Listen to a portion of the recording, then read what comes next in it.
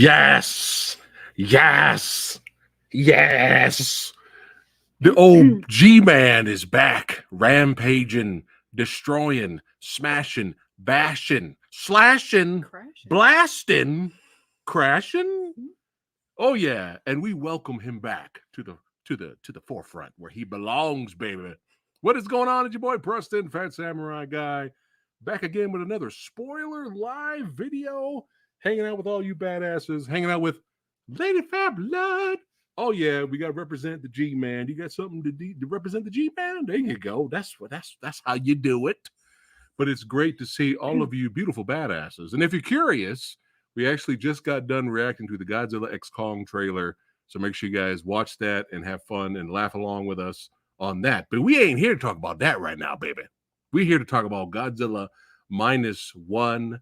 And man, we're going to get into it a little bit. And we really, really wanted to see it one more time. We only got a chance to see this once. Yeah. We wanted to go see it today in 40X. Our first 40X experience. And we wanted to soak this movie in again to really dissect it for tonight's review, but we didn't get a chance to do that because life. Yeah. She's finally slowly recovering enough, poor thing. She's been down for the count all week. And thanks again for all of you badasses sending lovely comments, wishing her a quick recovery. Thank you. You guys are awesome. But hey, before we get started, who do we got in the house, baby? We got to do the roll call. Christopher, what's going on, man? Gary Lau, what is going down? Oh, yes. He wants to watch it again. Yeah. There we go. Punch, punch, punch. Yes. Hey, what is going on? Yes, good to see everyone here. Yeah. Oh, I know our Ultraman video. If you guys have never seen it, watch it. It's hysterical. You don't even need to know anything about the series. Just watch our review on a couple of the shows. It's hilarious. Oh my goodness. I'm glad you enjoyed Godzilla -1. Let's see. Here we go. Nuts for Kaiju in the house. There he is. We got some more certified badass channel members. Jake Hall. It's good to see you, my friend. Oh yeah. Who else we got up in the heezy? Thanks again, everybody, for hanging out with us tonight. There we go. Jet Jaguar. Most enjoyable. There we go. El Brown Holio. Yes. Electric Doom in the house. What's going on? There she is. The Danish that is a lady. There she is. Good to see you. Yeah. Oh, yeah. It's great on in the house. J Skull in the house. More certified badass channel members. What is going down? Electric Doom again. Real music in the house. Yes, it's on the channel right now. Make sure you guys check it out. We just did a reaction to it. So, oh, he loves the hair. There you go. Yeah. Oh, shit. The sumo that be sexy is in the heezy. Yes. Good to see everyone here. Jedi Grand. Oh, two of us. Oh, well, you are one of our favorites, Jedi Grand. Yes.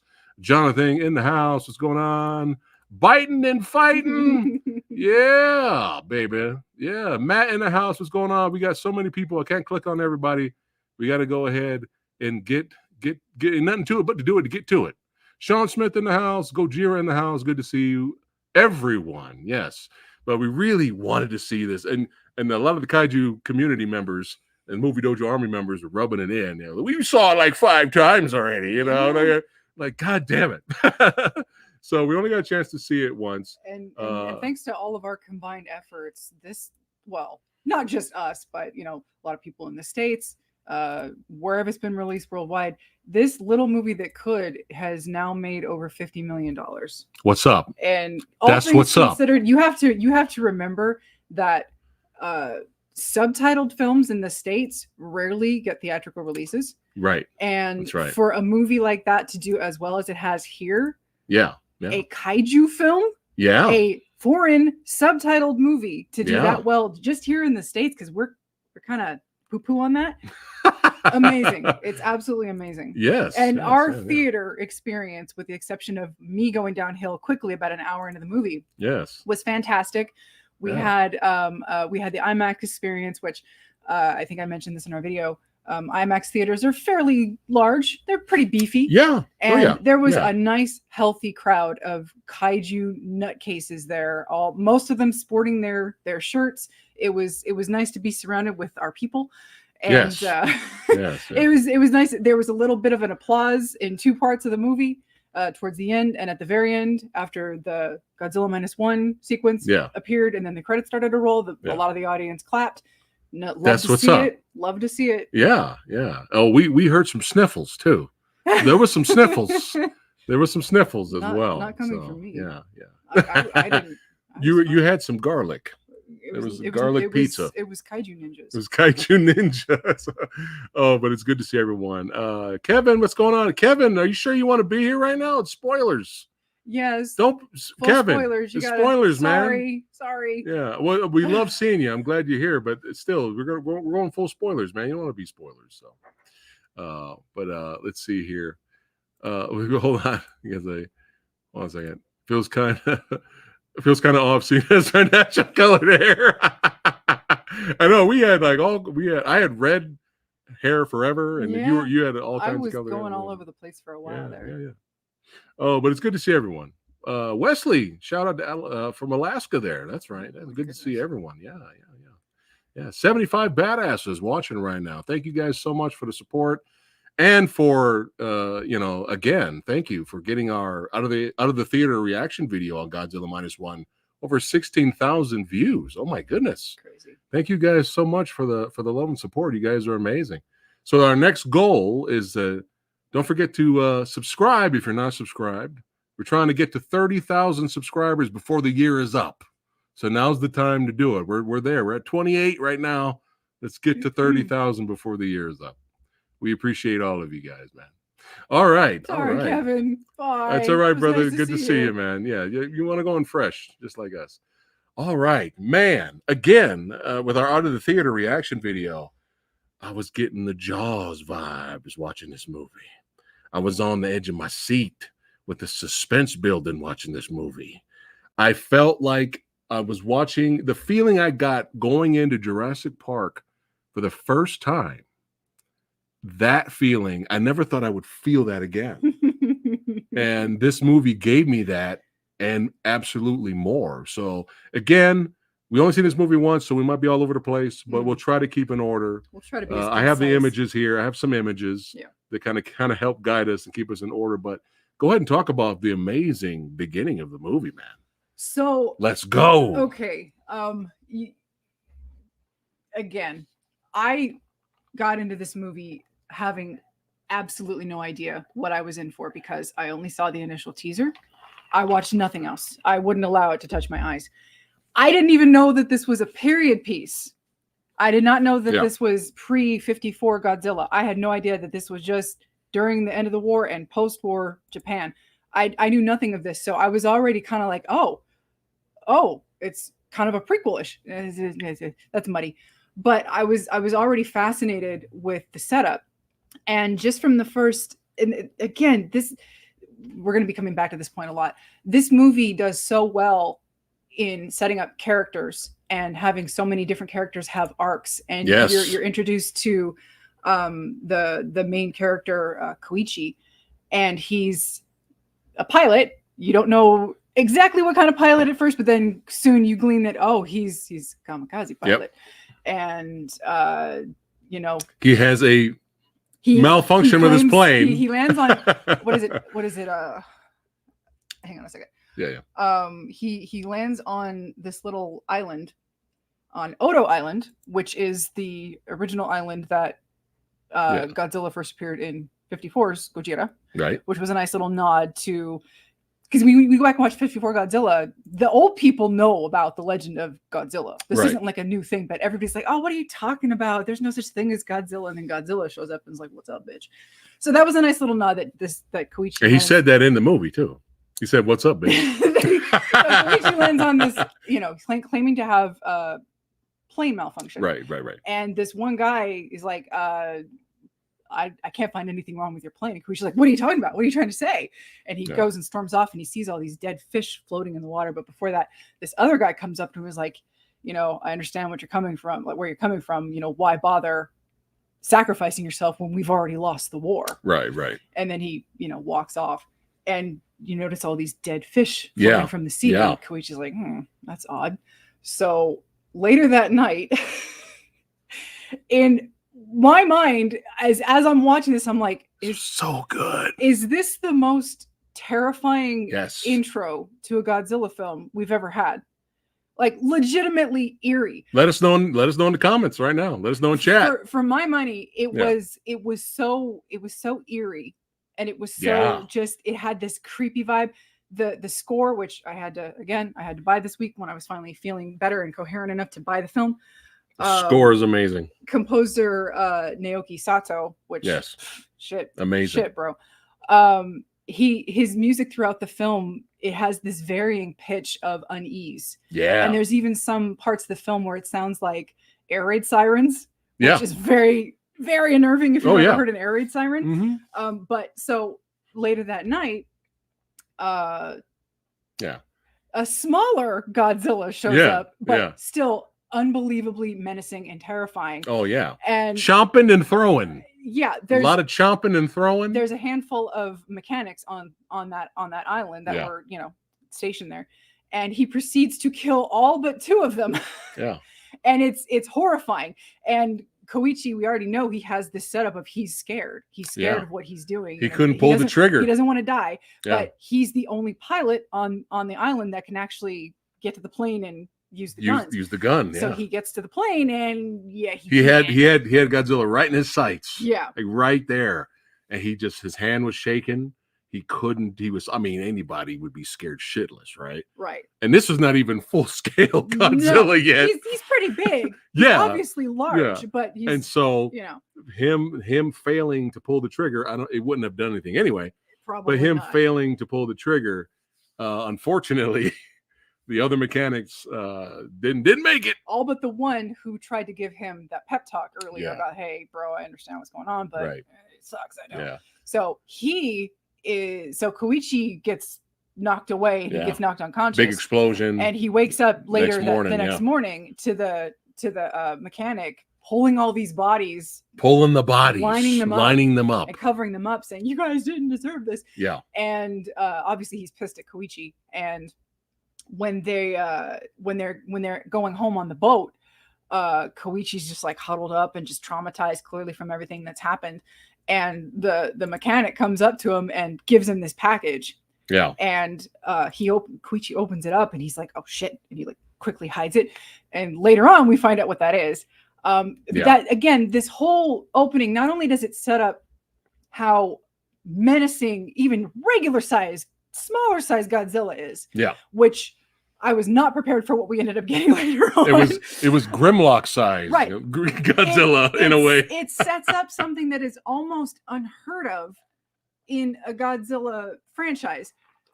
Human characters that you give a shit about and that have proper character arcs. And Koichi's not the only one who actually gets a good character arc in this movie. Yeah. And it sets up the themes of PTSD. It sets up the themes of the people who have been kind of forced into this situation and possibly been told by their government, hey, go kill yourselves for us. Yeah, we know we lost, but go do it. Right. And it sets up that element with the people, because by the end of the movie, the government has their hands tied and they can't do shit. So it's the people that have to gather up.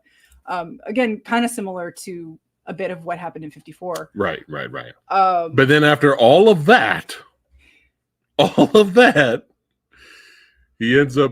lead ends up going home to this. Right. This is what he comes home to. And he finds out that his parents are gone. Parents are dead.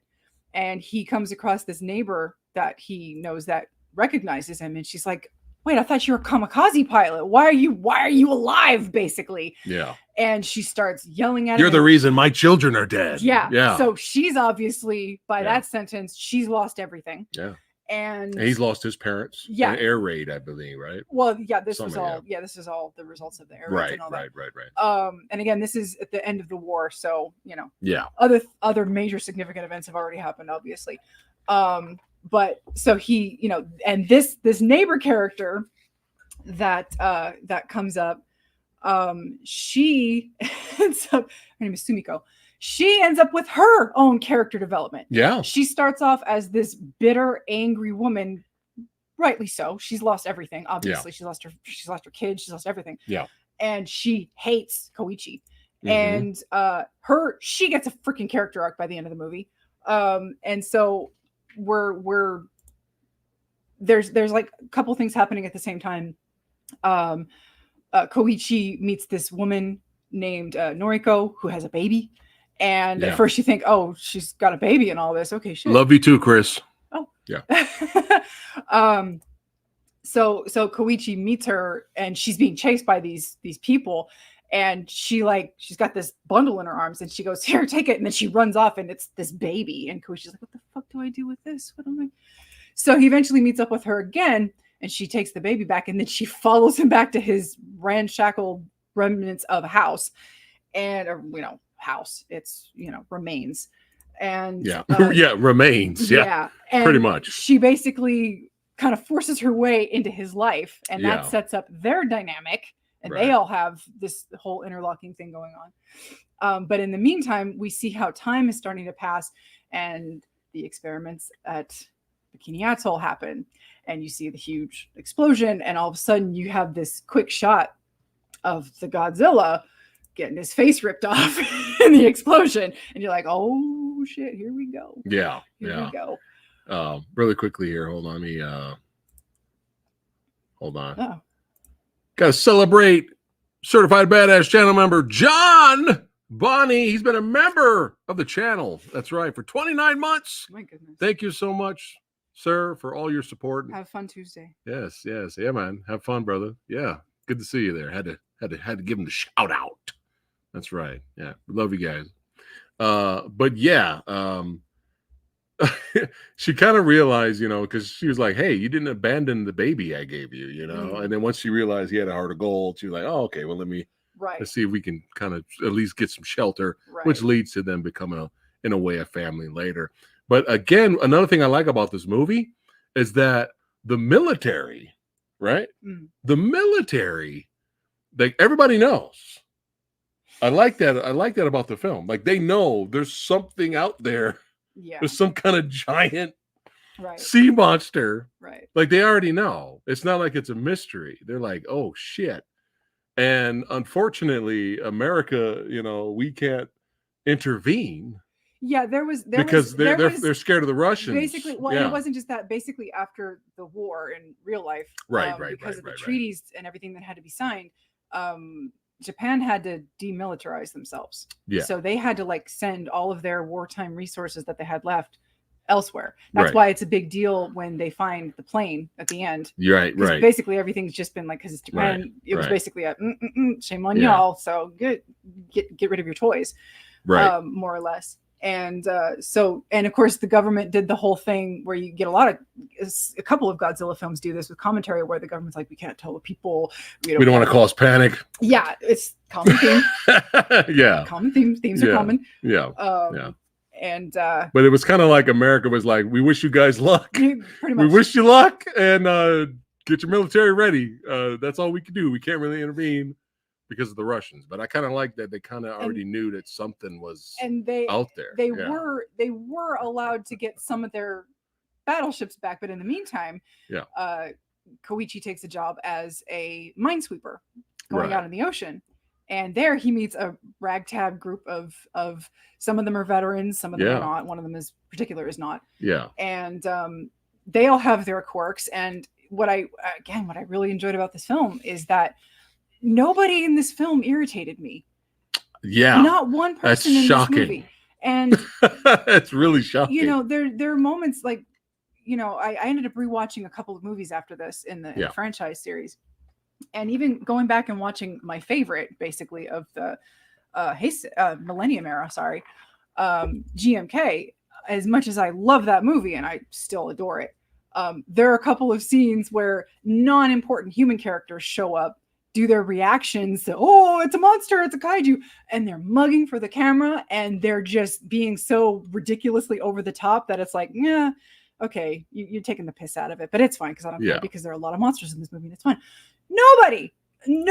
This movie, in the best possible way, reeks of sincerity from everybody. Yes. From the shots that the director sets up, from the music, from the characters, the secondary characters, everybody is so goddamn sincere in this movie. And it's something that I think recently we've kind of lost that in cinema in America, especially.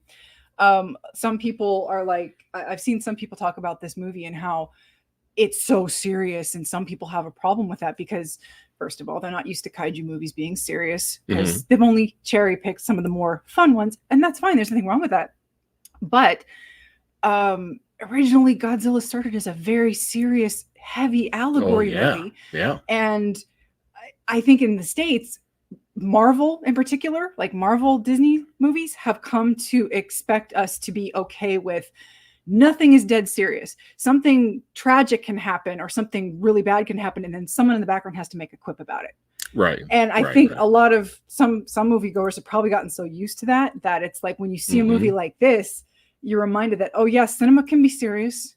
It can be dead serious. It can be like poignant. Well, I think, you know, growing up watching Godzilla movies as a kid, you know, I think I didn't see Gojira till I got older.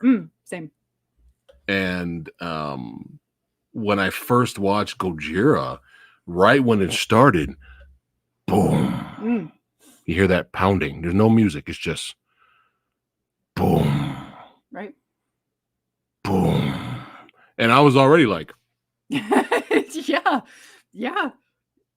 I was like, what is this? Yeah. You know, and I was like, wow, what a movie. Yeah. There's a totally different type of experience. But that's what I, you know, again, to repeat what I said in my Out of the Theater reaction video is that, you know, there's so many options.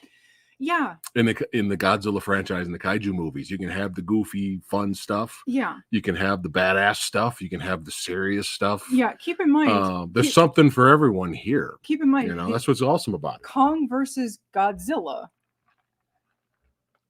Kong versus Godzilla, not Godzilla versus Kong. That was the third entry into the franchise. The third. Yeah. So between 1954 to what was it, like 60, 61? Yeah.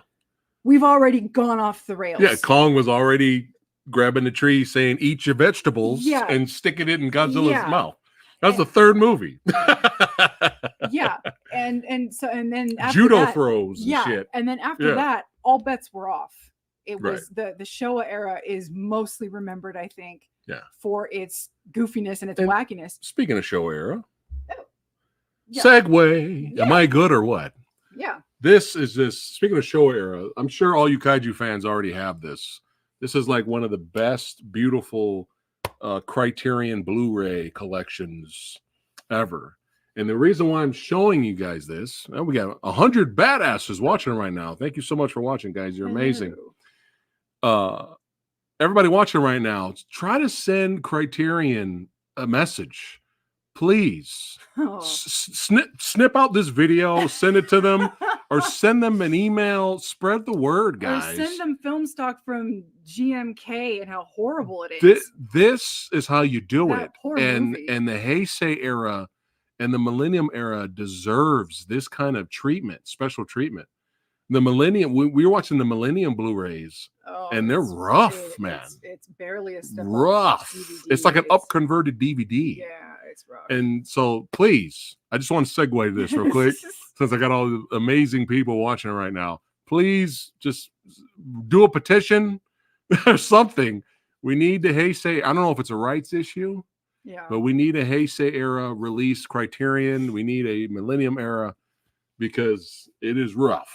It is rough, but yeah, there's something for everyone here, you know. Yeah. And the Showa, the goofy moments and the fun moments in the Showa era makes me smile. Yeah. And I love it. And you know, it's the stuff I grew up with. But I like the serious shit. Yeah. Like with Godzilla -1 has to bring. Which this movie, when we were initially watching it, and I think we mentioned this in the Out of the Theater, it was reminding me very heavily of 54 and Jaws. Jaws definitely came to mind when I was watching this. And there was something very familiar about the ending of the movie, which prompted me to go watch my favorite from the Millennium series, GMK. And I was like, there it is, right there. And come to find out that GMK was this director's favorite film. This is his favorite movie. And But what is it now? The director from this movie. Yeah. GMK is his favorite movie. Oh shit! Yeah, because that's ours, baby. Yeah, Nice. And he, all right, he didn't like. He ended up. So he said something. That's like, why we had a similar ending. And also, this is one of the most brutal versions of Godzilla we have seen. And I rewatched Shin Godzilla recently along with the original and GMK, obviously. Yeah. Now, is this the most on-screen deaths we have seen? I don't know, because rewatching GMK, that motherfucker tore the shit out of that place. And it wasn't just him, like even Mothra was sick of humans bullshit. Like Mothra had a few body counts too. I just want to throw that out there. The metal group Anvil. If you didn't know, the metal group Anvil, Metal on Metal, made a song about Mothra. Just want to throw that out there. Download it, put it on your player. They made a song about Mothra. Just want to throw that out there, but go ahead. Yeah. No, but just rewatching GMK, I was like, yeah, this is why this was pretty much my favorite movie of the series, is because this Godzilla, they had a really great allegory in that movie too, which was pretty serious and pretty reflective of, what a lot of people's thought process is. And, again, anytime Godzilla's facing off with, monsters, I'm all there. But that body count was pretty damn high. And Shin Godzilla, again, it's not my favorite movie, but I respect it. We respect Shin Godzilla. There's some good stuff in there. And that particular Godzilla had interesting. We respect it. Had interesting form changes. He had the whole evolution thing, which was an interesting twist on it. He looked like a chicken. we had Chickenzilla for the first time. A little bit, yeah. Shin Godzilla, when he finally did something, because there was a while where he would just show up, destroy some things, and then he'd stop, and then he'd evolve. And then, when he's in that second to last form, he's in his major form, but, come to find out at the end, he started evolving when nobody was looking. But when he finally opens up his atomic breath, his atomic death ray, and just, this is Shin Godzilla, when he just decimates the city and everything starts coming out of his fins, then it starts coming out of his tail. That was pretty destructive. Right. But it was visually, it was beautiful and it was stunning and it was devastating. Yeah. But there's something about this Godzilla, -1 Godzilla, where every time, because they do play the Jaws card in a lot, where you don't see him a whole lot. Right. Not as bad as Jaws, but they do that thing where, there's something in the water. The head's chasing us. There are the fins. And then, he'll show up every once in a while, destroy a massive. But when he shows up, it's like, holy shit. When he does show up and when he does do things, yes, it's devastating and it's impactful and you remember it. And the other thing about his breath being like more atomic and more devastating, that comes from GMK too. You remember the scene in GMK? GM motherfucking K, he's in son. the city and he goes and he does and you're focusing on these school kids. Right. And the teacher's like, oh, kids, we have to evacuate, level 1 kaiju attack. Yeah. And all of a sudden they just see this flash and then they look out the window and it's this mushroom cloud and you're like, oh shit, Godzilla went, bro. We got a poster over here. We do. Oh, hold on. We got a super chat. Adam Evans, thank you so much for the super chat. Yes. Love you, brother. Yes. I absolutely love -1. I was not expecting an emotional roller coaster with a Godzilla film. Look at that. Mm-hmm. Yes. And that's what we got as well. Yeah. Right. Thank you so much, Adam. Right. Yeah, I love you. Let's see what else we got here. But you guys let us know. In Godzilla -1, is his blast the most powerful blast we've ever had? Let me know. Let us know in chat. It's like I know Shin's was pretty devastating, but he didn't. But this was just like he just didn't get to use it as much as this one did. And whenever he did, it was like, it was just fast. It was like fast death. You know what I mean? It was just like the shock waves. And then that scene, it was like a shotgun. That scene where it starts from the tail and then his dorsal fins start popping up and lighting up. I was like, that was fucking amazing. That was just like, I mean, little things that would happen in this movie that I wasn't expecting to catch me off guard when he's chasing the guys on the boat. Because again, they were sent out to go sweep for mines, and then they realize, oh shit, we're kind of bait until the main battle cruisers show up because they know something's out there. And the classic scene where they're being chased by. Oh, this was so good. But the killer puppy, Oh, this was so good because the suspense. I was on the edge of my seat. Right. The music was so unsettling. Yes. It was so unsettling. Absolutely. I mean, anybody be freaking out when you see this coming at you. I mean, look at this. Yes. Look at this. $15 million, guys. Yeah. Look at how good this looks for $15 million. And the director is allegedly saying he wishes it was that much. He's allegedly kind of hinting that it wasn't quite 15 million. Really? That's what he yeah. Well, maybe because of advertisement and production costs. I don't know. Wow. But yeah. But dude, this was so fucking good. So Koichi's obviously the main gunner. Right. Who's blowing up? Whose job is to when they blow up the mines? They find a mine underwater. They snip the cord. It pops up, and then he blows it up. Yeah. Well, they end up coming up with this scenario where they get the mine into his mouth, into Godzilla's mouth, and they kind of Jaws style. Yeah, a little bit. Or it's like close to it, and a part of his face blows off. Yeah. Like, oh shit, we got him. And then you realize this motherfucker can regenerate. No, you guys have got to let us know, all you Kaiju Godzilla experts out there. Has Godzilla ever regenerated similar to this movie in any of the other films? He's always like really strong. Yeah. But I've never seen visually. He's always, I've never seen it reform like that. Yeah. Yeah. So, but let us know. Yeah, it was one of those moments where I was like, okay, I wasn't ready for that. I got a little too excited when I saw that. And then it got even that crazy. Not that fast. Yeah. And then it got even more insane when after this, they were like, oh shit.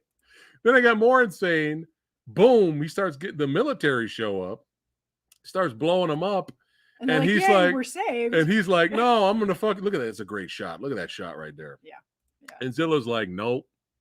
You're next. Yeah, and the great scene. Look at that. Yeah. Look at that. It's the great scene where he's decimating the ships, and yeah. They're shooting him at close range with their giant, weaponry on their ships. Yeah. And there's this moment where he kind of like claws at it and falls down below. Right. And then all of a sudden you see a oh. And again, every time he uses so his blast, there's something about the way they utilize it that it's just so much more impactful than I've come to expect. Obviously the breath, the beam is the beam. Yeah. It's always like, right. It always makes damage and all that, but there's just something about the way that they utilize it in this film. Yeah. And Jesus, like after seeing all that, they're just like, what the fuck? And of course, was it Koichi? Uh-huh. Shares them the legend, like, hey, I've seen this before. The natives called him Godzilla, and after, just imagine going through that traumatized Grimlock-sized Godzilla, killing all those men. Then he meets up with this version later. And I love how when it was time for him to shoot, his hand was still shaking. He was still like, Jesus. But then he just like, fuck it. At that point you have to say fuck it. Right. And try to defend yourself. But this new job that he got, was actually, it's dangerous, but it was paying good money. Right. And the family, they had better housing, better food. On this side, things were looking great. But after this, again, we're back to you mentioning earlier, the PTSD moments here. And in this scene, him and Noriko and the girl Akiko have been living together for a couple of years now. You can see how, that shot that you showed before where Akiko was a little bit older. She wasn't a baby anymore. Yeah, and there was no rushed, stupid ass love interest bullshit. And that was something that rushed. We've been together for a month. And let's get married. It makes bullshit. Sense because Koichi's one of the main themes that he's going through is that it's not just the survivor's guilt. It's not just the guilt of not performing his duty, as they keep saying. Right. Because that's what it was considered.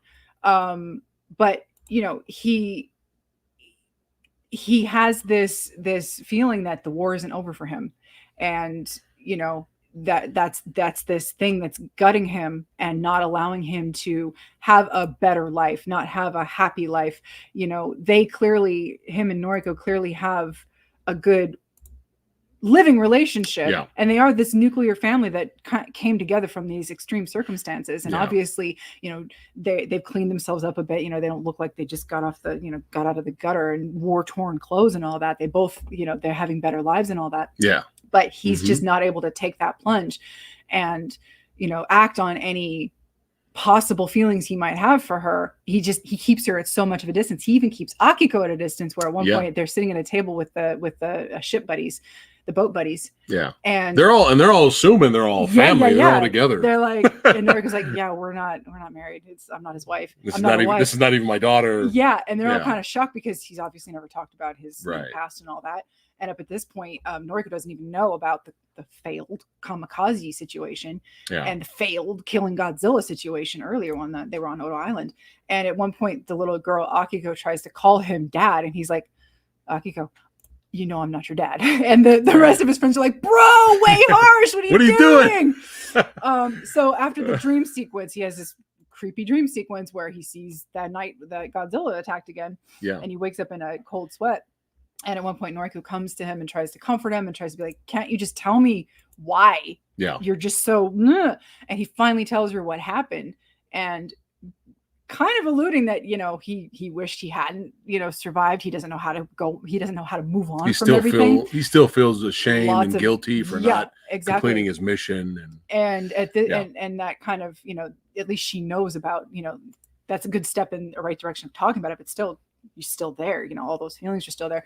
And Noriko comes to the conclusion that she needs to find herself a job because it's time she stands on her own 2 feet, as she says. Yeah. And so she gets a job in Ginza, which is a centerpiece for a crazy set of circumstances, where we hear the Godzilla theme, the original Godzilla theme. And at first, because of the way the score was going, I didn't know how I felt about original Godzilla theme coming up. But after like 2 seconds, it was like, no, it's fine. It's fine. This tracks. You know, it's like, you gotta have it. You gotta have it. But dude, this sequence, and let us know in chat right now, what do you guys think of this sequence? This was like, holy shit. You know, she gets on the train. I just absolutely love anytime you see just fucking cars and trains and ships just fly.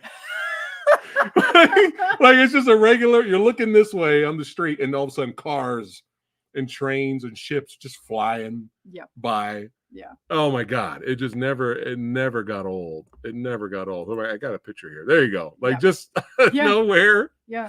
Everything's normal. Oh, there's the subway flying by. I mean, a train or something, you know, like ridiculous. But yeah, she looks out and sees this. We hear the classic theme song. Zilla's like, I'm about to fuck everybody up. Nobody's safe. Look at that shot. Oh, we are buying a fig. Oh, yeah. Oh, we're getting the goddamn fig. We're getting the fig. We're finding a way. We're going to find a way to get it. We will make room on our Godzilla shelf over here somewhere. Yeah. We're going to make some room. Yeah. But this, look at that. Look at that. That's like 100 people dead right there. Look at it. Stomp. Many people got stomped on. Just with the stomp. Just with the one stomp right there. Even when he was Jibs. Even when he was smaller Godzilla on the island, he stepped on somebody. And the rest of him, he was just kind of like biting and throwing away, like, ew, human. Bleh. You know, that's kind of what he was doing. He's like, that's not a fish. You know. Oh my, yeah, but trains flying, cars. I mean, just look at the destruction. Like this was insane. And here we got another homage. This was another reason. This is another reason we wanted to see this movie again. Yeah. Because I'm sure you guys let us know if we missed any other homages, because I'm sure there's hundreds of homages in here. Yeah. But we caught this one. But yeah, talk about this one. Yeah, here. This was fucking hysterical. Basically a slightly more exaggerated homage to a scene that happened in 54 Gojira, where a bunch of newscasters were watching Tokyo get decimated, and they were on like this broadcasting looking tower. And they're like, oh, this is the end, folks. He's coming for us, folks. And then Godzilla gets does the thing. And they're like, ah. So but funny. This movie was more exaggerated, I feel like. Like this scene was a little bit more exaggerated, but it was still great to see it. It was so fucking funny, though. Yeah. Even though the scene was terrifying, that scene with them was hilarious because you have this massive monster right in front of you, and they're like, he's getting closer. Will we survive? Will we survive? No, Stay tuned. No, like, share, and subscribe. It came out today. No, it came out today. Oh man, it was great. Oh, so good, so good. And we have some more homages here. Let's bite. He thinks it's some jerky. He thinks it's jerky. Metal jerky. Metal jerky, right? You gotta do some chomping now. You know, snap into a Slim Jim. Let's go. All right, and we have another little homage here with holding the train and the other half of it dangling. And obviously Noriko's in that train. Yeah, and in the meantime, Koichi knows that Godzilla is heading for the city. Yeah. And so he runs because at some point he did make a decision to try to move on and be happy. He didn't really say that out loud to anybody in particular, but he kind of was like, maybe I could be happy and maybe I could work this out and, move on with my life. But then he realizes that, oh shit, going to Ginza, I gotta find her. And so in this chaos, Noriko survives the train attack. Right. But when she's walking away from the crowd, she's legitimately stunned. She's anybody confused. would. She's shell-shocked. Yeah, anybody would. And she looks behind her and it's like, oh shit, what am I supposed to do? There's this giant lumbering thing. And people are, scrambling around her. And the probability of them meeting up with each other in these circumstances is unlikely, but I don't give a shit. I don't care. Yeah. I give you all the passes in the world for this film. And so they meet up and they're like, we got to get the hell out of here. And then the breath, man. And in a beautiful slow motion move after the, obviously, because with this Godzilla, it's the breath, the shockwave, and then the, it's like multi-layered, this thing is. And when they realize the shockwave is coming at them in slow motion, Noriko's like, oh shit. And she pushes him into an alley so that he'll be protected from the blast. And then whoop, she gets hit. There she goes. And I could have been fine with the ending. Like I could have been fine. I'm fine with the ending. Yeah. Obviously. Yeah. But I was like, oh, if they really, really killed her, that was, I would have preferred. Yeah. I don't mind that she lived. Yeah. But I would have preferred if she died. But I wouldn't, just to kind of keep that weight because of the way this movie, fine. Because of the way this movie goes and the themes that this movie has. Yeah. Even again, even the mechanic comes back in all of this, and we'll talk about that in a minute. Yeah. It made sense why she survived. Yeah. And they had that odd little setup at the end with the the scar and the black thing kind of moving around in the scar. It was very odd. Yeah. We'll get to that. Let us know what you guys think is happening there when we get to it. Right. So him thinking that she's dead and the aftermath of the shockwave is passed so he can come out. There is this fantastic moment. Yes. Where all this black debris and just who the hell knows what is in the air at this point starts falling on him. And he just looks up at Godzilla and he just screams. Yes. Like this like horrible, like anguished, angry scream. Yeah. And of course he blames himself for, this is my fault because I thought I could, blah, blah, and guilt, a lot of guilt. And, Samurai Guys, how I am. When this scene happened, and he looked up at Zilla and just screamed in rage. I felt it right here. I felt it right here in my gut and in my chest. And I was like, like I felt it. Yeah. What? Movies making you feel something. Again. What is this? Again, it's the... Oh, God. I felt it, man. It's the unashamed sincerity that this movie has. And the performers, all of the performers are just like, we are in a serious movie. Yeah. There was, again, as much as I love GMK, no mugging for the camera from any of the side characters. No goofy acting. Most of the characters in GMK were fine, don't get me wrong. Yeah. The characters were all fine. It's just, you have those extras that are kind of like, whoa, just kind of being little OTT, everyone just was like, yeah. But yeah, everyone was just so, yes, feel it. Yes, they brought it, and it was so nice to see because again, I mentioned this in the Out of the Theater review. I am the first person to call these movies out on their shitty human characters. Right. King of the Monsters is probably my high up, possibly number one offender in that. King of the Monsters, I did not give a shit about those people. They had potential. Yeah, they had potential with the mom and the girl, the daughter, especially because the mom was coming from a place where she lost her son in the San Francisco attack in 2014, and so she had this, Yeah. But at the end of the day, it just didn't fucking matter. It didn't. The way it was done for me did not work. Right. And you skimped me out of good fighting. Right. So that, I'm the first one to be like, I don't care about the humans. And that's why I forgave GVK. Because in that one, like humans, I didn't give a shit. You didn't care about humans. I don't care about the little girl in but Collins you got your Bond. I really don't care. Yeah. Rebecca Hall, I love Rebecca Hall, but she's just there. It's Skarsgård. There. Yeah. She's just the character that's there. But the fighting there you go. Was ridiculous and fun, and that's what I was fine with. But this movie somehow cracked the code. Yeah. Of not only making Godzilla a legitimate, horrifying, terrifying entity. Yeah. But for me, the humans, you actually gave a shit about them. Some people don't agree with that. Some people are like, less humans, more kaiju.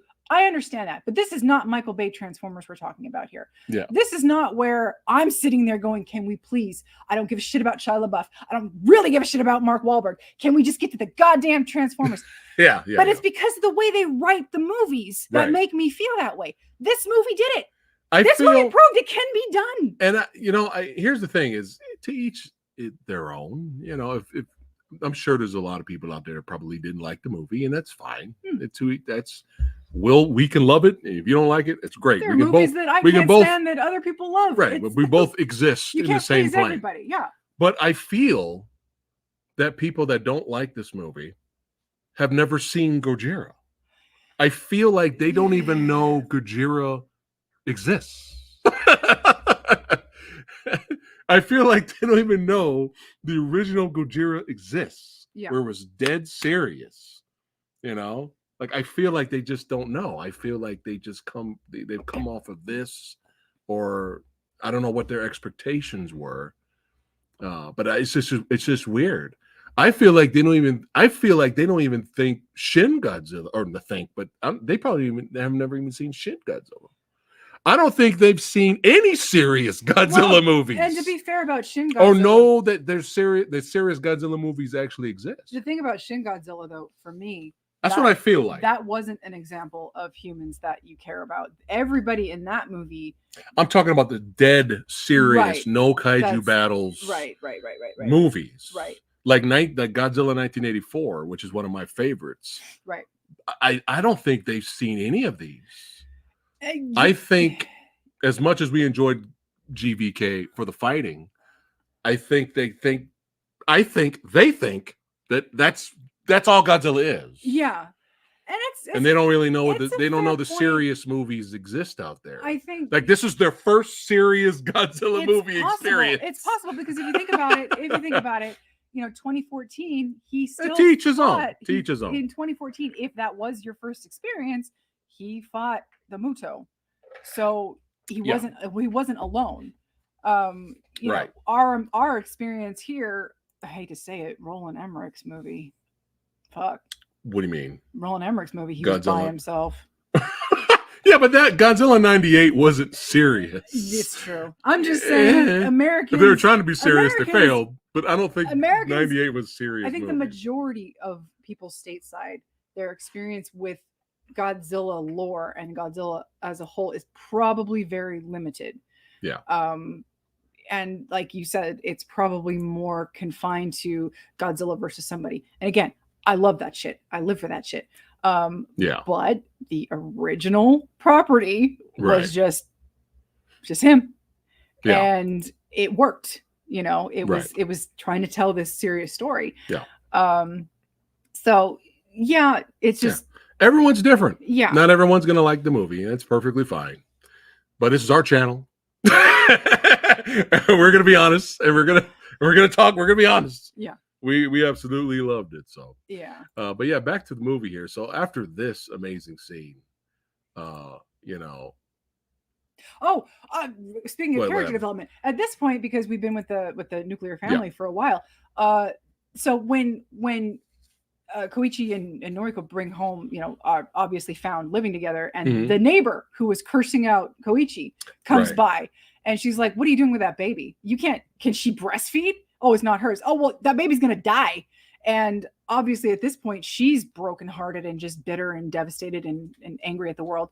But she comes in and she starts giving the baby food, and she kind of becomes like this, not a babysitter, but kind of like she helps the family after. She becomes auntie. Yeah, she helps the family look after Akiko. Yeah. And we see her soften and not be as angry and bitter. And by the end of the movie, she's basically, Koichi makes this decision, and he gives her money in a letter saying, "Take care of Akiko for me." And when she realizes that, that he's going to kill himself, she runs out to the harbor where the ships are. And when she meets up with him again by the end of the movie, well, that wasn't the only reason, but because she found out some news. But when she realizes that he's still alive, she starts crying, and she starts like, "You asshole," like that kind of, "You dickhead, you were going to leave us, you were going to kill yourself." Yeah. She had a complete 180 character turn where, but it was very organic, and it flowed, and it made sense. It was all these people that were hurt and traumatized, dealing with their own demons, trying to come together and live better. And again, when they're coming up with their plan to get Godzilla, which again reminded me of 54, they realize that they need the help of the mechanic from Odo Island that is really, really hating on, Koichi. Right. And when they meet up again, he beats the shit out of him. Yeah. Well, hold on one second. I miss several super chats here. Oh no. Let's see. Which one have I not clicked on yet? I got Adam, right? I think, yeah. All right. Jerry Davis, thank you so much for the super chat, my brother. Thank you. Best picture of the year. Amazing story. Godzilla's eyes were just wicked looking. And we'll get to that a little bit later with the white. It freaked me out. The most violent, rageful, and angry G since 54. Can't wait to see that is growing in Noriko in the sequel. Yeah, we'll get to that in a second. But thank you so much for the super chat. Jay Skull, thank you so much, brother, for the super chat. There's an homage to the score from King Kong versus Godzilla. Oh, look at that. I think it's in the last scene in the ocean. Oh, interesting. Okay. All right. Nice. Thank you guys so much for that. Appreciate that. But I'm catching up to you guys. Catching up. If you guys are wondering, we did react to the Godzilla X Kong trailer. It's on the channel right now. So make sure you guys check it out. We do talk about that. We give our honest thoughts about it. All right. But yeah, now after the blast here, after this, it's like, okay, we're in -1 category now.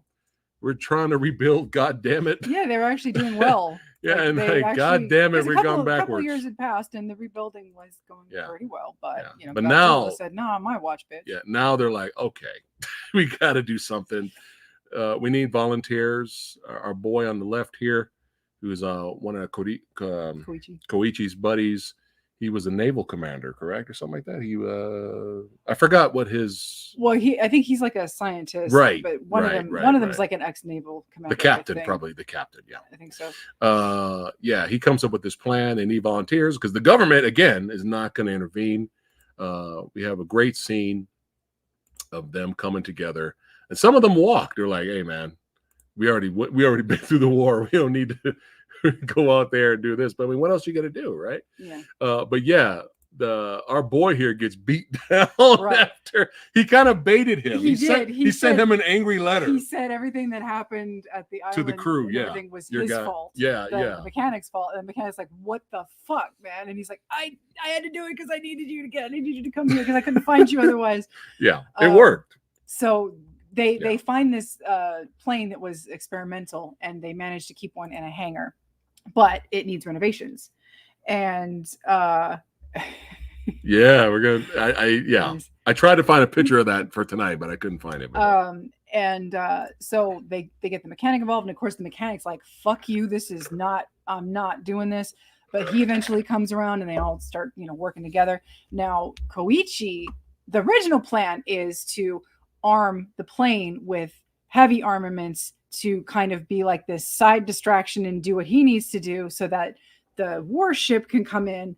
And there's several warships that are coming in and surround Godzilla with their plan. Their plan, it's similar to the Oxygen Destroyer, which I was a little bit worried there for a second. I'm like, are we going too far into 54 territory? But it is a similar plan, but not quite similar. So their plan is to surround Godzilla with this contraption so that it'll sink him and hopefully the pressure will kill him. Yeah. But if it doesn't, they have a plan to shoot him back up and hopefully that depressurization will kill him. Right. And Koichi's going to be there to kind of like, guide him and take him into and like, steer him in the direction that they need him to be in the ocean to carry out this plan. Yeah.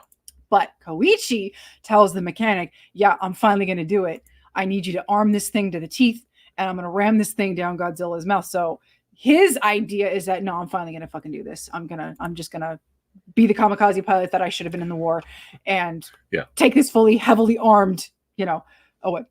Oh. That's it. We're moving to the UK just for you, goodness. Lawbreaker. We're doing it. Goodness. So that's his plan in his mind. Right. And so him and the mechanic have a really interesting dynamic and conversation. And, they're talking about everything that happened and they're both like, but that's when we start mentioning how, it's ridiculous how the government has done us dirty in all of this. They give us tanks that barely operate. They give us planes with no ejector seats. They basically treat us as these expendable commodities that they just throw us away. And now we're having to do all this on our own. And it's like, do we choose to live or do we, die in the rubble of our experiences and whatnot? And at one point I knew what happened. I knew what was coming. Because I saw the ejector seat in the plane. God damn it. Because Koichi... She would see it. There's a shot where Koichi... She would. There's a shot where Koichi... Don't watch any mysteries with Lady Phatblood. No. She's going to call out who the killer is. It's not Koichi. The first 10 minutes. Where the mechanic... She's good like that. He's doing like these last, to find who needs inspections on the plane and everything. Yeah. The mechanic looks in the cockpit and there's this like kind of prolonged shot where he's looking at the seat. Okay. And I'm like, they have an ejector seat in it. But then they kept that as a surprise for the end of the film. Oh, okay. Okay. Well, they didn't want to like. I was surprised because I thought he was gonna they had the finally go kamikaze. Him and Koichi had that conversation. Is like, do we choose to just live and forge ahead? Right. And so Koichi had this decision he had to make, and the movie kind of sets it up that he expects to die. But you find out, given the chance, he decides to live for Akiko. Yeah. For the little girl. And the mechanic actually tells him to live. Yeah.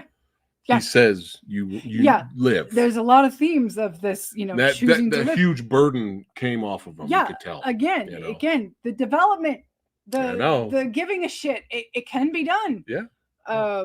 So, Yeah. Now we have our finale. Yes, go ahead. A great finale. Great finale. I really enjoyed it. But man, I mean, and our boy, or actually, let me see, go back up here. The guy, the character that they kept telling, fuck off, you're too young. You didn't even fight in the war. They were doing it to protect him. Yeah. They even have this speech when they walk away. They're like, you are our future. Yeah. Do something with it. Yeah, and he wants to fight. He wants to fight, Yeah. But he ends up showing up with a whole bunch of tugboats and all that because to save the day, help save the day. The ships don't have the power to pull Godzilla back up to the surface because they had this goofy plan where this giant inflatable set of things would raise Godzilla back up, but Godzilla destroyed it. He ate it. Godzilla, like halfway back up, Godzilla was like, "Oh, a floaty." He was like, "Oh, a rubber ducky." He just destroyed it, and so he was stuck down. Do that again. Ow. That's it. Ow. Somebody take that audio and put it over Godzilla's bites and send us a video that will play it. No, somebody will do it. But yeah, here he is. The actor on the right, in the middle, in the front there. That's him. That's wait, is that? No, that's Koichi. No, he's in the back. Okay. I think he's in the back there. Okay. He's somewhere on the ship. But yeah, he shows up to help save the day. Yeah, so a bunch of the tugboats proves his worth, fishing. and they're happy to see them. Yeah, see him too. Yeah, because they were trying to pull Godzilla up, and they couldn't do it because he was too damn heavy. So everybody kind of, again, this is about people pulling together in dire circumstances. Great message. Love to see it. And so they finally get him back up to the surface, but there was that one moment where he was about to do the atomic breath under the water, and then he just stops because he was about to do the breath, and then he got pulled under. Yeah, he kind of was like mid, and then it just like goes quiet. Yeah, again because of the pressure. Like that was just like, Thank you, Beefy McWhat now. Thank you for the super sticker, brother. You're awesome, man. Thank you so much. A floaty. Yeah, wise guy, eh? Yeah. But yeah, great finale, great music, great suspense building. But the last shot right before Koichi crashes his plane with the bomb into Godzilla's mouth, and then he ejects. There's that shot of everyone.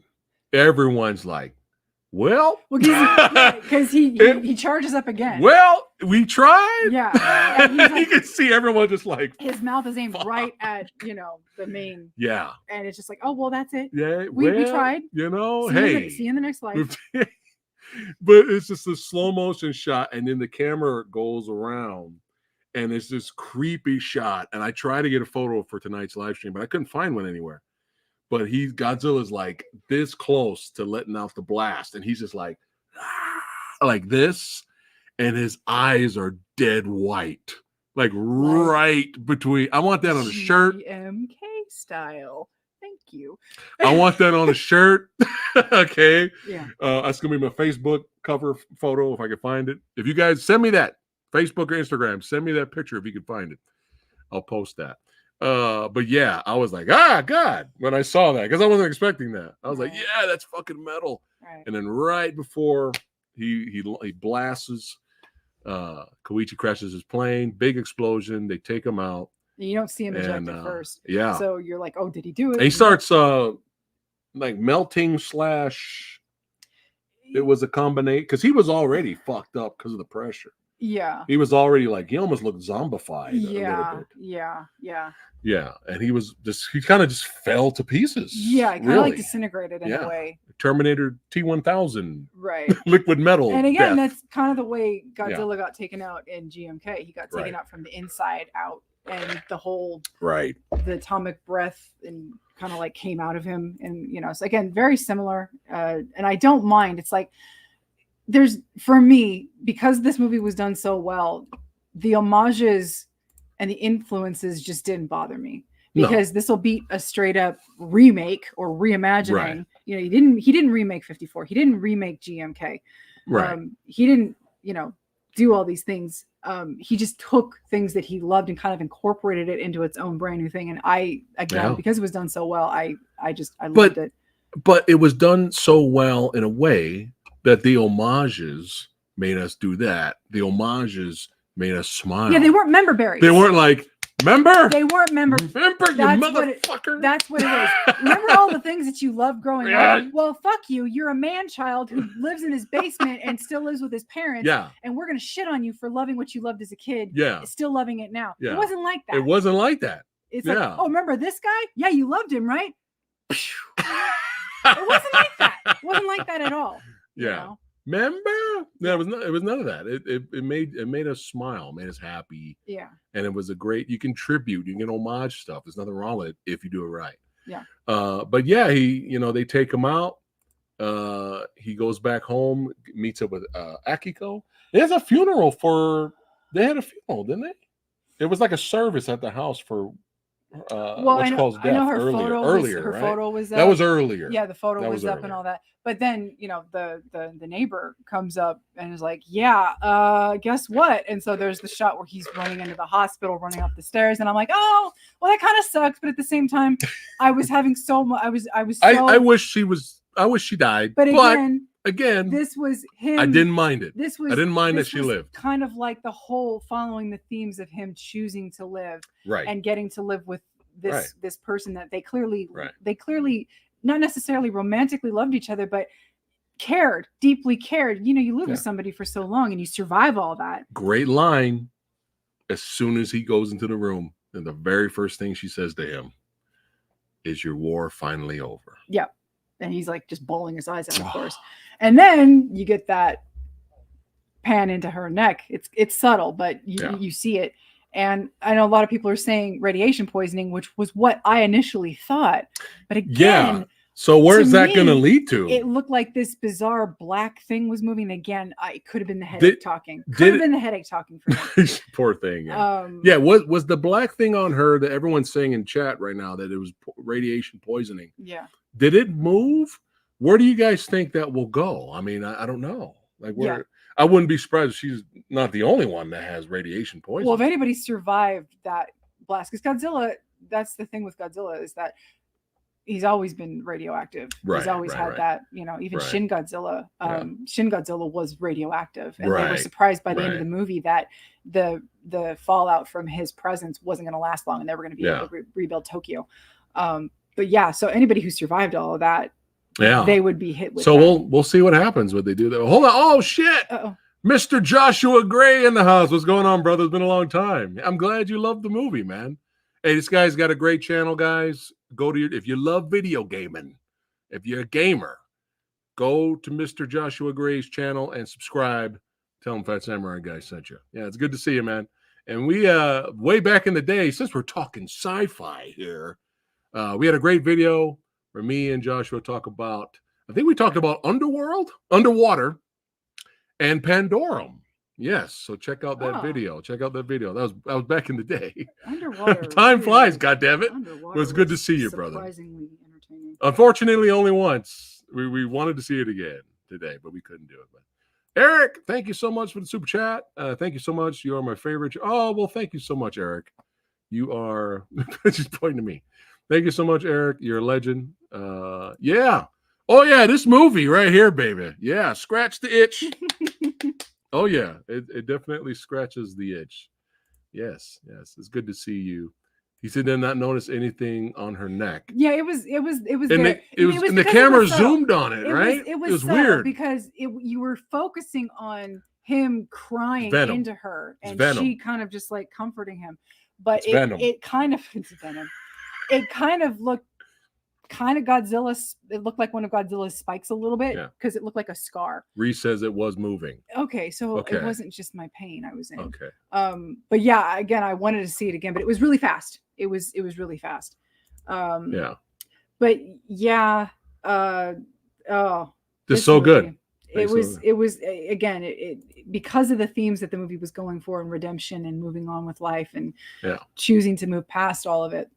I was fine with her surviving. Yeah. It was very impactful. She may not survive by the sequel. Exactly. So it was very impactful when you thought she died. It was a good motivator. This was another good scene too. The speech. Right. That was a great scene. Yeah.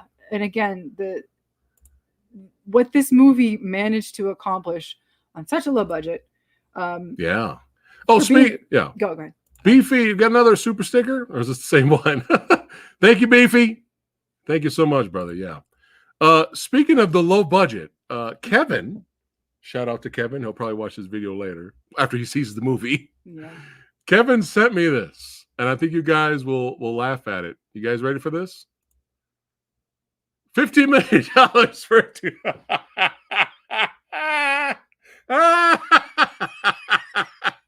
So shout out to Big Cam for sending us. Wow, that's hideous. Why you gotta do my boy MODOK like that? Come on, man. Why you gotta do MODOK like that, man? We still have not seen the movie, by the way. We have not seen Ant-Man and Quantumania. But yeah, I had to share this. This made me laugh hysterically. So those two images don't belong next to each other. Oh God. But yeah, I'm so happy with the positive feedback. Yeah, again, for this movie to have mainly such a positive reception, especially here. Okay. Yeah, it's like surprising. Worldwide. It seems like because I don't mean to get like too crazy in the tinfoil hat talk here, but other countries, not on our continent, seems like they can accept other cinema much easier because you guys have these multiple countries. Well, I have a good example. You just have you have more culture over there. We are confined. We are like landlocked in between two, great countries, but we're exposed to Canadian and Mexican stuff. That's what we get here. Right. We don't get all these other, and we're very cloistered in what we're exposed to. Well, here's a good example. You know what I'm saying? It's like, oh, thank you so much, brother. Thank you so much for the super chat and supporting the channel, man. Love you. But here's a good example. I always use this. Crouching Tiger, Hidden Dragon. Yeah. When that came out over here. Yeah. It had the production value, the big budget production value. It had the characters. It had the story. Yeah. And we've not seen anything like that. People flying around. Right. And bouncing off of leaves. To us, it was a big deal. Right. I've seen stuff like that before I saw Crouching Tiger. But remember, to us, it was a big deal. But to China, it was a Tuesday. Yeah, it wasn't even I don't think that movie was number one over there. Yeah, it just wasn't. Yeah. It's like, well, we've seen this before. We've seen this since. We're the bang, bang, hammer on the nail. Yeah, we just, it's just not, it's not something that we tend to be exposed to. I can't tell you how many people in the States, people I personally know that are like, I will not read subtitles in a film. Right. And you go and you watch, again, I hate to say it, I hate to, drill it in, but when those movies come here, when they're dubbed, they make it seem like the movie is bad just by virtue of the bad voiceover acting. Got another great example. Okay. Right? I went to go see Rumble in the Bronx when it came out in theater. Right. Okay? Right. The dubbing in Rumble in the Bronx is atrocious. Right. It's fun hearing Jackie Chan sound like Jackie Chan. Right. But the dubbing in Rumble in the Bronx is bad. Right. So I heard multiple people next to me throughout the movie going, "Oh my God, this acting is horrible." No. Yeah. The English dubbing is bad. Yeah. Now, there are some cases where there's great English dubbing. It's rare. Or there's English dubbing out there from the old school era where it's so bad it's good. Yeah. And it's hilarious. Yeah. Yeah. And you get entertainment out of there. Right. But yeah, it is what it is. So yeah, and so because a lot of people here aren't willing, and again, I understand it's when you're not used to reading and watching the movie, there is a way you have to do it. Like especially when we were watching it in IMAX, you were literally having to do this and then this and then this, but it's a matter of reading, remembering what they said, and then watching the film. You have to train your brain to do it. I understand not everybody wants to do it. I get it. There are times where I'm too tired and I can't watch a subtitled movie because you have to don't watch subtitled movies when you're tired. You have to pay you have to pay extra attention. Okay. I understand that. Yeah. But we miss out on so much great cinema that exists outside of our little pocket of the world because of it. And so what do? We get shitty remakes. We get Old Boy. The American Old Boy. There was no American Old Boy movie. I don't know what you're talking about. But that's, it's like for a movie that didn't get a dub that came here. And, I think Godzilla 2000. They'll probably dub this movie for like the Blu-ray. I don't know because I don't know if Shin Godzilla had a dub. Oh, I don't know if they had a dub. But I think when Godzilla 2000. We tried to see this movie, Josh, but we couldn't. But we tried to see that this weekend, but we couldn't see it. Yeah. We'll check it out in the future for sure, though. But any movie that's come here before that got released to the theater, Godzilla 2000, when it came to the theater, it actually had a limited run in the States, I think. That was English dubbed. There's no way 23 years ago, 22 years ago, whatever, that movie was here subtitled. Yeah. It just doesn't happen. But for this movie to resonate so well with people, because, it's not everybody, but I think a fair amount of us are tired of the cookie cutter, constantly having to quip everything's, this and that. Everything has a direction that they want you to see. Yeah. I think a lot of us are tired of that kind of cinema. And, some people call it superhero fatigue. Fair enough. But I think it's bad movie fatigue. Exactly. It's bad movie fatigue. Because remember, Avengers Endgame came out in 2019. And Shin has English dubbing on the Blu-ray. Oh, does it? Okay. I just chose to ignore it, I suppose. Smart. Oh, thank you so much, Nuts for Kaiju, for the super chat. Thank you so much, brother. Toho proved that great acting and storytelling will trump CGI and the cheese fest. Yeah. The Legendary seems to focus on. Yeah. GPK was fun, but -1 is great. Yeah. Well said, Nuts for Kaiju. Yeah. Well said. Yeah. And that's just what it boils down to. It's just some people are willing to sit through the dub in the movies, but it's unfortunate that that's your exposure, because again, a lot of people, they see the dub and they're like, oh, the acting was so bad, and then they just dismiss a great film. Exactly. And it's sad. Like when we watched Squid Game. I know some people. Yeah. Squid Game, the dubbing is not good. But I know some. This is gonna blow your mind. I've known some people that I recommended The Raid to. They watched The Raid dubbed because they don't like subtitles. Yeah. They were like, man, that acting was so bad, I turned the movie off. I didn't even, like 10 minutes, I turned the movie off. Yeah. So there you go. Yeah. It's good night, Jake. Good to see you, brother. Yeah. Yeah. So we got another super chat. Oh, thank you so much, Adam. Another super chat. Nice. I was surprised on how full the theater was. Yes, like you mentioned, for an IMAX screening. Yeah, we went. Oh, by the way, we walked in too early in our IMAX, and guess what was playing? The Beyonce concert movie. There were like 3 dudes in there. 3 people were in the IMAX theater. I was like, oh God, oh no. Yeah. So yeah, I just wanted to mention that. Yeah. Yeah. So.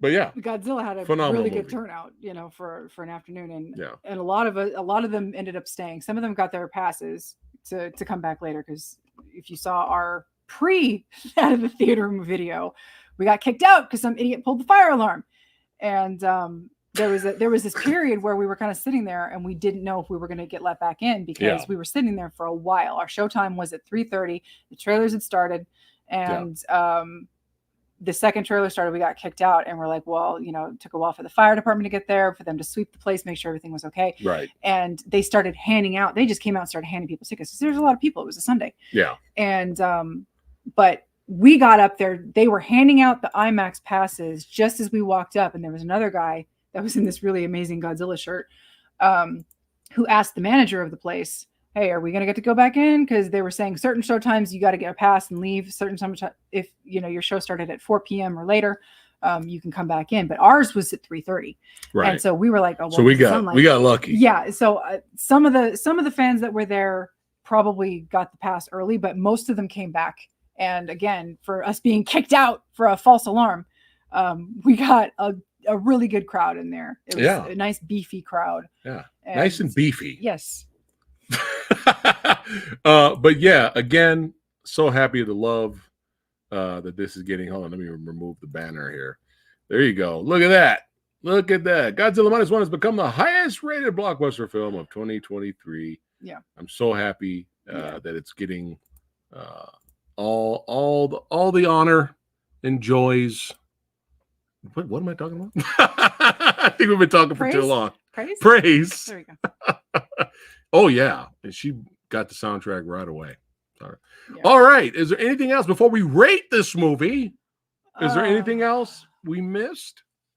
Not too shabby of a spoiler review. Only seen the movie one time, I might say. I think we covered majority of what we could. Yeah. Just especially you being sick all week. God. So. Yeah, I'm so happy that the movie has found an audience. I'm happy that for the most part, people are being kind to it, and deservedly so. I think, knowing, having seen as many kaiju movies as we've seen, how bad they can get, how great they can get. Yeah. And for with people, any genre. Yeah. Martial arts, action, horror. There's garbage, and then there's good, there's average, and there's great. Yeah. And for people to be able to go to a foreign subtitled film and come out, and then not necessarily just Godzilla fans. Most of us, obviously, we're rabid, crazy people. But for people to come in and be like, yes, this is a legitimately good film. Yeah. I'm happy. I'm so happy that this movie is making money. I hope that this introduces a new generation to the genre. I hope they're able to go back and watch some of the classics, because some of the classics just bring me absolute joy. Yeah. But yeah, I going into this movie not knowing basically anything about it was the best experience I've had in a theater. The benefits, again, of not doing 85 trailer reaction videos. Yeah. Yeah. But yeah. Just knowing that the movie did well. You got a little misty-eyed. I did. I felt the rage. I was so happy. I was happy too. Man. I was just so happy. So good. And just like, I can't believe that this movie is this good. I did get a little stoic tear. Yeah. But yeah. And many people are saying this is not only a great Godzilla movie. This is a great movie. Yep. There you go. There you go. Yep. So what are you giving? What are you rating Godzilla -1? This is a review vid. Well, keeping in mind that I promised a completely 100% biased review. Keeping in mind that I am unashamedly gushing over this movie. Yeah. It gets an A with all the pluses. There you go. All the pluses. A+ from Lady Phat. That's right. And boom! PhatSamuraiGuy is giving it an A+ as well. A+ for the both of us. From the both of us. I can speak the English, I think, sometimes. But yeah, A+. Again, a movie. We knew it was coming out at some point, and then it just really kicked our asses in the theater. And all the producers and filmmakers that I know, they got a chance to see it earlier. You know, they were already, without telling any spoilers, they were already like, oh my God, we got an early screening way before the movie was released, 2 weeks in advance. Yeah. And they were like, holy shit, this was like amazing. Yeah. And even though hearing all of that, I was like happy. I was like, oh man, they liked it, and we're probably in good hands. Mm-hmm. We're probably going to like the film. Even hearing all of that, still went in to see it and was still blown away. And I was not expecting it to be that good. I expected it to be good, but not that good, to where you actually give a shit of what's happening when the big G man is not on screen. Mm-hmm. And then when he's on screen, baby, oh man, hit, strip, and rip, run for your life, because the G man's coming. And the destruction, the terror, the feel, the excitement, the fear, the excitement, it's all there. This movie has all of it. And there's room for the goofy. There's room for the nonsense, the hot nonsense. Mm-hmm. There's room. Yeah. Again, this genre, you can have it all. You can have your goofy, hilarious kaiju movies. You can have your badass kaiju movies, and you can have your serious, thought-provoking movies. But there's something for everyone here. But it's got to be entertaining. It's got to still be good in a way. There's got to be something in that movie to be like, all right, that was awesome. I like it. So yeah, when I rewatched Shin Godzilla, right, when I was conscious again this last week, one of the things that I confirmed in my original watching of Shin Godzilla was that I understood the message of the movie, and right. I loved everything that Godzilla did. I was like, yes, nice, very menacing and savage. But I feel like the movie could have been a little bit shorter, because the message was hammered into your head for so long that after 2 hours, you're like, I get it. I understand what you're saying, movie, but I've seen Godzilla like 3 whole times on screen, and these humans are not doing it for me. Right. A bunch of talking heads talking about how, indecisive and how shitty we are as a ruling governing, entity. Yeah. I understand what you're saying, but okay, you're dragging me.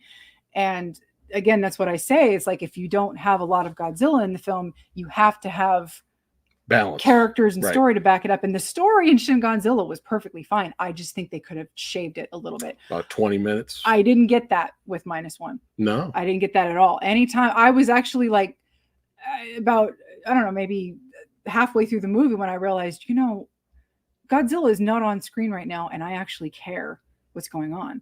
And it's rare. It's a rare thing. Oh, hold on. Beefy, did I hear my name? Yes. We said Beefy earlier. Yeah. Thanks again, brother. And there's one more here. Hold on. Let me catch up to you guys. Interesting. Kevin, thank you so much, Kevin, for the super chat. I have one negative. Toho has made such an amazing film, not just a Godzilla movie. They have set the bar high, maybe too high for what is to come next. It's a possibility. Yeah, it is a possibility. Well, we're already seeing it now. Oh, thank you, King. Good to see you, brother. There are. I think it's already happened, Kevin, because like that's why I said what I said. There's room for every type of kaiju movie. So hopefully, Godzilla X Kong. Again, watch our trailer reaction. We'll give our thoughts on it. Right, make sure you watch the trailer reaction. The video is up on the channel right now. Hopefully, it's fun and entertaining. That's all we would want from a movie like that. We're not going to go into Godzilla X Kong expecting Godzilla -1. No. All right, we're not going to do that. It's almost like different parts of your brain, like different hemispheres of your brain. Like here's the serious entertainment and enjoyment that you get out of Godzilla, and then the goofy shit is way back here. They're completely opposite ends of your brain. You just gotta access one to enjoy the serious shit, and then turn that off, and then pop open your can of goofy juice and enjoy the others. And that's how it is for us. It's but not everyone's. Some people just like only serious Godzilla. Some people don't like or just like the goofy fun popcorn Zilla. Hey, it's got something for everyone. That's why welcome. And the more the merrier. But we're in the middle with that. We like both. Yeah. We love the serious, almost horror movie vibe. Yeah. With the social commentary with Godzilla -1. We love that shit.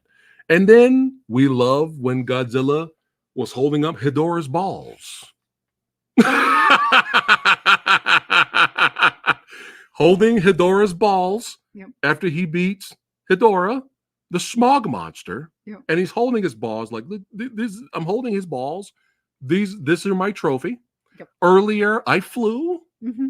I did my breath and I flew. Mm-hmm. We're perfectly fine with that. He flies now. Yes. Perfectly fine with that. Yeah. We laugh, we get a chuckle, it makes us smile. We love it. But then we love Godzilla -1 as well. So we love both. Not everyone's like us. Yeah, Ghidorah, the three-headed. But it's got to be fun. It's got to be entertaining. Yeah. There's got to be something in there that we gravitate towards. Yeah. So Ghidorah, the three-headed monster, is my favorite from the Showa era. Yeah. It's just because I went into it in a video a couple years ago. Oh, it's probably his eggs, or some people thought it was his eyeballs. It didn't look like eggs. But we just like having fun and we like saying it's his balls. Yeah. It's just, I mean, one of the most iconic gifs you'll find out there is from Godzilla versus Megalon. Godzilla doing the tail scoot. There you go, the infamous drop kick. Yes, I mean, yes, it just brings a smile to our faces. Jet Jaguar. Yeah. I mean, we punch. Yeah, I can't help it. Yeah, the space dance. I can't help it. The space dance, a happy moment. So, it's it's as far as the legendary universe goes, I think probably maybe the Toho purists maybe do a little bit of I get it. 2014 is not my favorite. Yeah. King of the Monsters is not my favorite, but boy, did I have fun with GVK. Yeah. And I hope the sequel is just GVK times 10.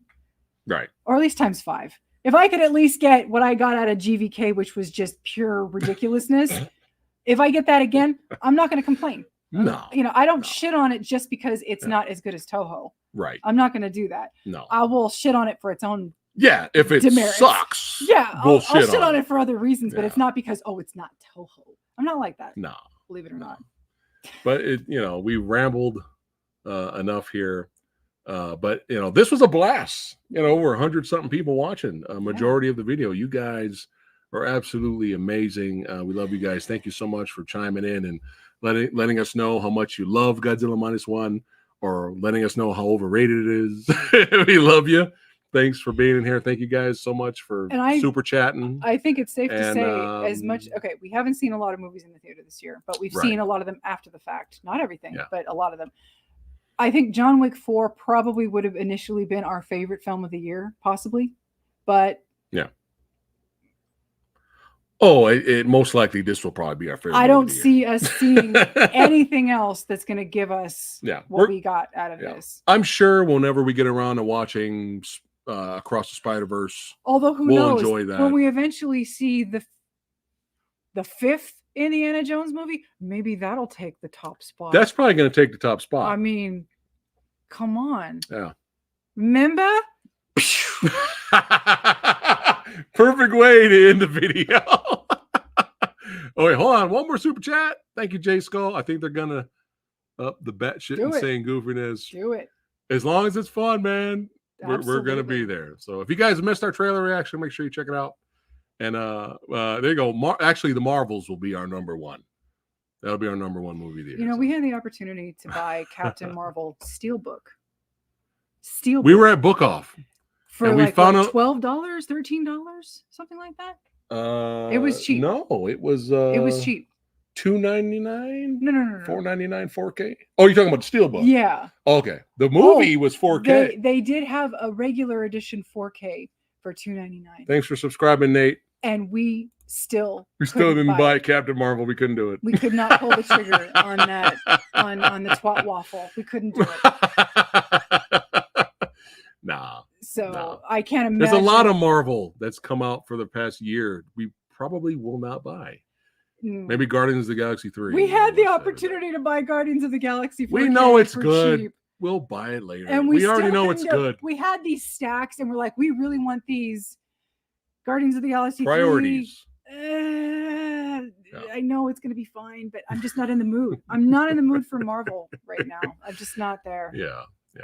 But it's all good. It's all good. All right, guys. We got to wrap up the stream at some point. But hey, again, we love you. Thank you so much for being here, hanging out with us, talking movies, agreeing to disagree, but still having fun, still being amazing. Thank you to all the brand new subscribers we've gotten recently. Don't forget to share this video around. Like the video. We appreciate it. And hey, come on, before the year is up, help get us to 30,000 subscribers before this year is up. Let's do it.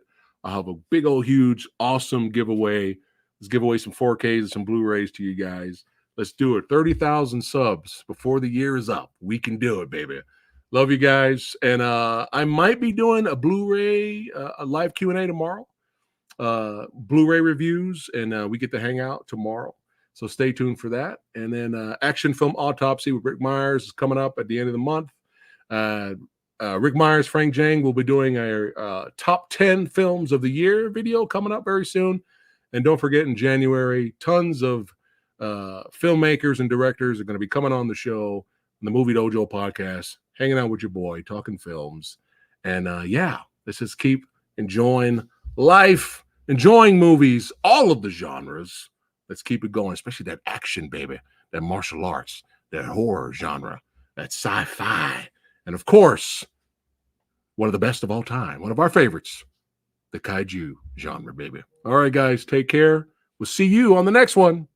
And keep watching movies. Take care, guys. Oh, Godzilla. I gotta play the video now. Gotta give a shout out to the video, to the members before we go. All right, guys, take care. Love you.